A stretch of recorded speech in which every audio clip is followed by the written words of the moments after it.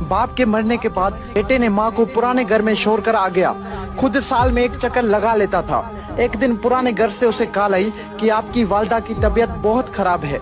बेटा गया, देखा वालिदा की तबीयत वाकई में बहुत खराब थी, वो मौत के करीब थी।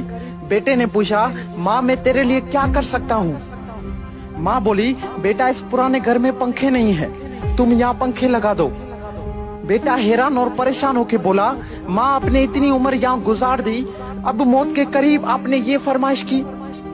माँ बोली, बेटा मैंने तो अपनी जिंदगी गुजार ली, पर एक डर है कि कल को जब तेरे बच्चे तुझे यहाँ छोड़कर चले जाएंगे तो तू गर्मी बर्दाश्त नहीं कर पाएगा मेरे लाल।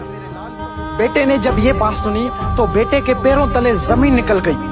वो अपने आप को आज तक माफ नहीं कर पाया। दोस्तों, माँ तब रोती है जब बेटा खाना नहीं खाता, और माँ आज भी रोती है जब बेटा खाना नहीं देता। एक माँ से 10 बेटे पल जाते हैं, मगर 10 बेटों से एक माँ नहीं पली जाती। वाह जी वाह।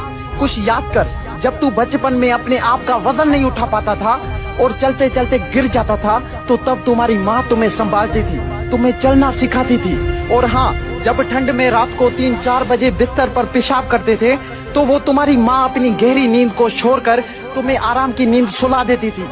और अगर आज तुम बड़े हो गए हो तो माँ पर चिल्ला रहे हो, उसको बोझ समझ रहे, शर्म नहीं आती ये सब करते हुए अपनी माँ के साथ? अगर वो चाहती तो तुम्हारा बचपन में ही गला दबा सकती थी, पर वो माँ है।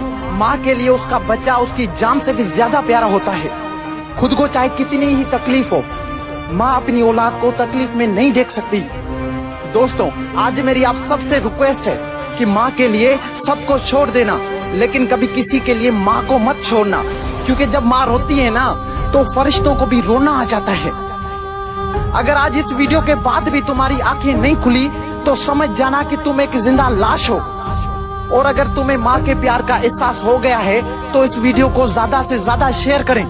क्या पता आपके एक शेयर करने पर किसी और के अंदर भी माँ के प्यार का एहसास हो जाए, माँ के प्यार का एहसास हो जाए।